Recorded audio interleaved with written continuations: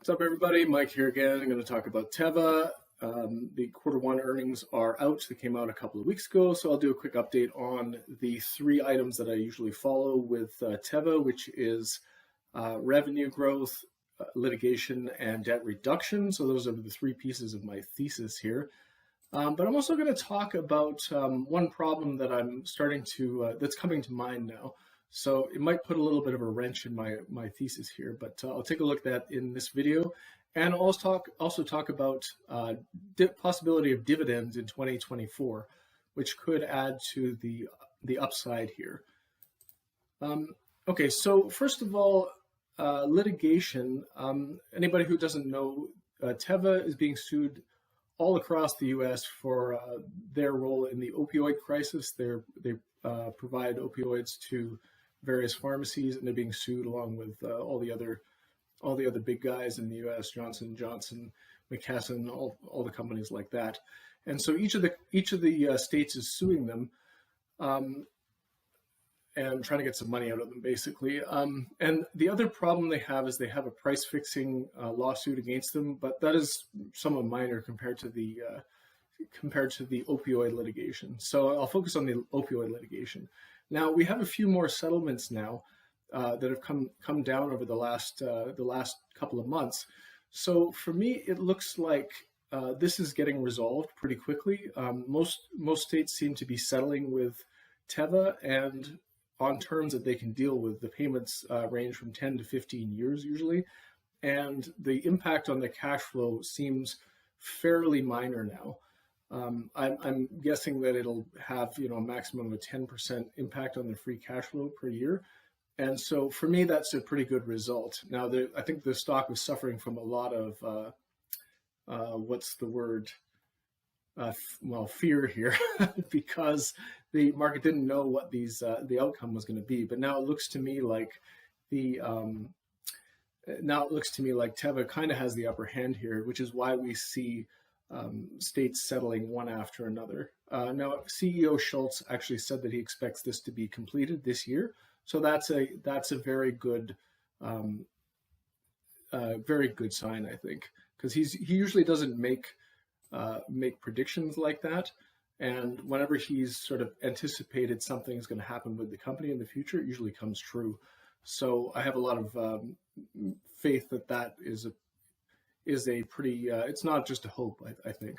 So this one's going to end up behind us soon, I think, which is great. Secondly, I'll talk about the debt. So the debt is, not much happened here in this quarter. Now, quarter one is typically their free cash flow light quarter. I mean, they have a bunch of annual expenses that all come out in quarter one. So the money does start rolling in quarter two, three, and four. So if you've seen the results from quarter one, I wouldn't worry about the lack of earnings and free cash flow, because that's quite normal for this company. And just as a backstory, anybody who doesn't know, the company made an acquisition a number of years ago, and they way overpaid for this for their U.S. generics division from this other company, and took on a whole pile of debt to do it. And what happened was the debt was so onerous, they had to cut the dividend and just start using all their free cash flow to pay down this debt. And in the meantime, that generics division sort of started declining in revenue as well. So it was double hit. And so that's the backstory on the debt. And where they're aiming to get to is to get to a leverage ratio of just 3 times by the end of 2023. And I believe that they're on track for that. They say they're on track for that. And I think that they might actually get there early. So I think that if you take the debt and the litigation, these are huge problems that the market saw and were huge reasons why the stock collapsed, along with that dividend removal, because it was basically a dividend stock before that. And so anybody who had owned it for dividend just tossed the stock.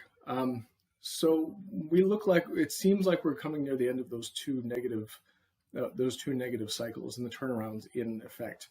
And in terms of one other thing with the debt reduction, I said I was going to talk about dividends. Now, so before all this mess happened, that Teva was paying over $1 in dividends. I think maybe $1.14 in dividends, and they had to cut that But if we look past 2023, we can see that what that does is that once they get the debt to that certain that low leverage ratio, then that frees up $2 million or $2 billion in free cash flow for them to do what they want with. Now they could use that to pay down more debt. They could use it to try and buy some growth through acquisitions, or they could invest in something internally to grow their pipeline. But I believe that there's a high possibility that they're going to reinstate this dividend. And so let's say they just took 50% of that free cash flow and used it towards the dividend. Then what happens is, based on the current stock price, you would end up with a 10% dividend at that point. So that's another possibility, another bit of upside that could happen here.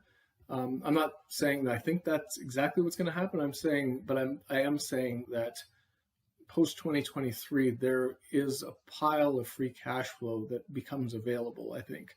And so that's actually the backbone of my thesis, that's going to trigger a revaluation when people realize there's actually cash that could come out of this company or could be used for growth.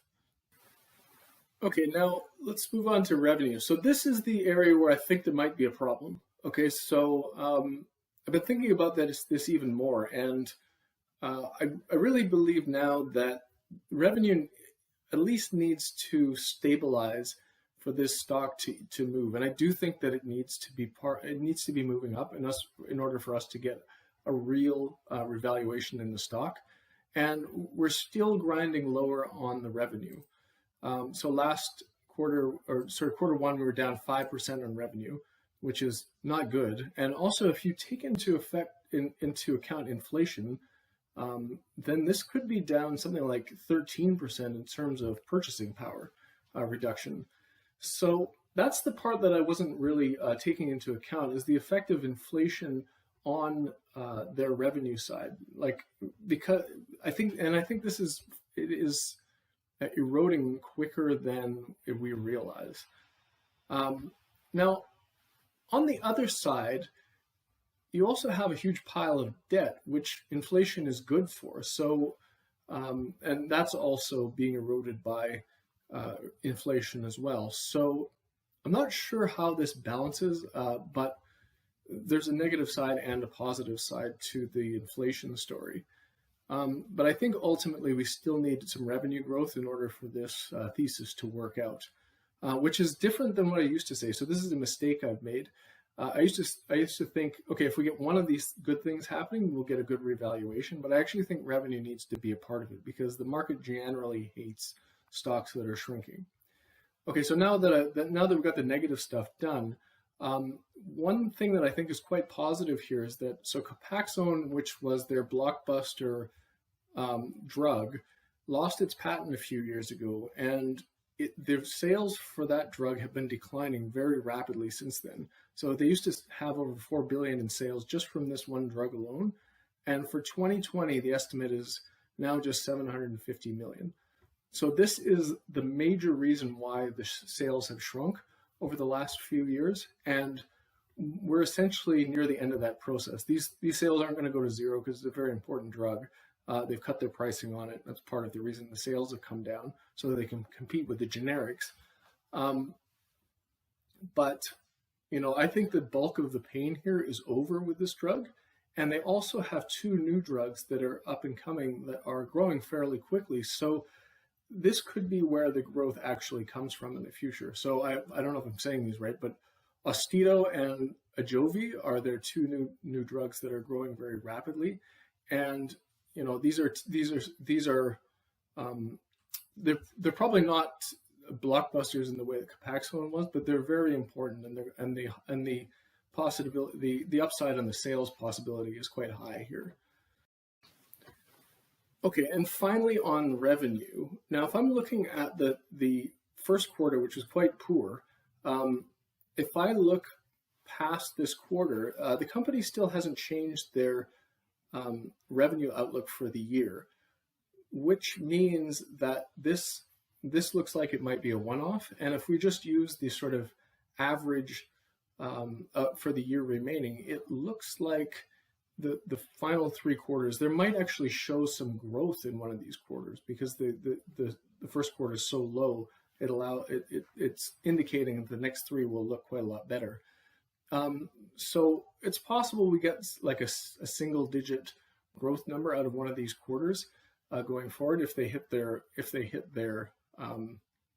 revenue targets for the year, which they usually do. They usually will move these if they don't think they're going to hit them. So I think that they're still confident here. We still have about the same level of free cash flow actually it might be down a little bit. I think we had 2.2 billion, and the range this year is 1.9 to 2.2. So that's looking a little bit lighter, and that's probably not that helpful. So we still might be looking in terms of 2023 when we get a material bump here that the market likes. Who knows? That could be wrong. We don't really have any guidance on the growth other than what they give us here. But Schultz in the past said that he believes they will get to mid-single digits growth. And like I said before, one of the reasons I like this company is because he is he's very reliable. You know, like he said, he doesn't just talk. He actually puts these targets out and they hit them. They've done that with cost reduction. When he came in, they had a massive cost reduction program. They hit their targets there ahead of schedule. They wanted to get their operating margin up to 28, I believe, by the end of 2023. They've already hit it now. And now they want to get their debt reduction done by the end of 2023. And looks like they're going to hit that ahead of schedule as well. So when he says he sees growth, I believe him. And basically, I'm just waiting for that. Okay, so that's the update for today on Teva. I'm still holding, but I've changed my view a little bit in the last few, like 6 weeks or so now that the market's come down. I'm actually looking more at growth-related companies because the multiples aren't so crazy anymore. And I'm not looking as much at these cigar butt kind of like undervalued, boring, terrible companies that nobody likes, which I still like, but I think that I'm going to start looking. I'm looking at growth a lot more now to see if I can find any long-term compounders there. So hopefully I find some, and if I do, I will put a video up. Thanks, guys. Have a great day.